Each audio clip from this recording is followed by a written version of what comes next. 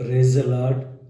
అతి శ్రేష్టమైన యేసుక్రీస్తు నామములో మీ అందరికీ ఉదయకాలపు శుభాలు తెలియజేయుచున్నాను.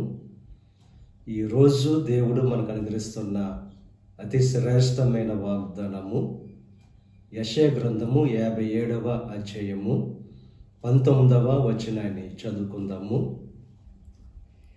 నేనే వారిని స్వస్థపరచెదనని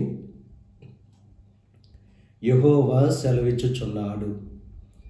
ఈరోజు దేవుడు స్వస్థపరుస్తానని చెప్పి సెలవిస్తున్నారు.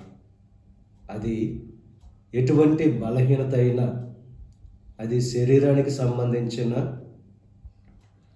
మనసుకు సంబంధించిన ఎటువంటి బలహీనత అయినా దేవుడు స్వస్థపరుస్తానని చెప్పి వాగ్దానం చేస్తున్నారు.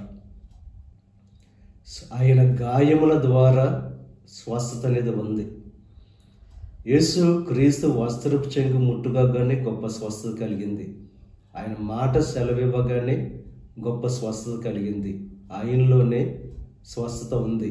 ఈరోజు ఎటువంటి బలహీనతలో ఉన్నా, ఎటువంటి అనారోగ్యంతో ఉన్నా దేవుడు వాగ్దానం చేస్తున్నారు, మిమ్మల్ని స్వస్థపరుస్తారని చెప్పి.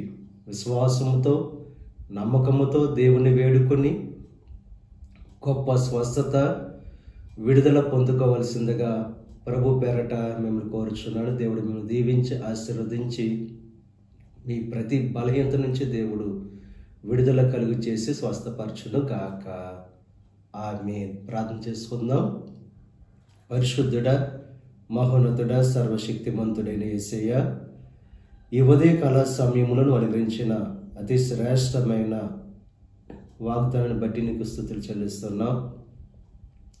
స్వస్థపరుస్తానని చెప్పి వాగ్దానం చేస్తూ నువ్వు నమ్మదగిన దేవుడవు. ఎవరైతే ఎటువంటి బలహీనతలు ఉన్నారో దేవా, స్వస్థపరిచి వాళ్ళ బలహీనతల నుంచి విడుదల కలుగు చేయండి. ఈ ప్రార్థనలో ఏకీభవిస్తున్న ప్రతి ఒక్కరిని దీవించి ఆశీర్వదించండి.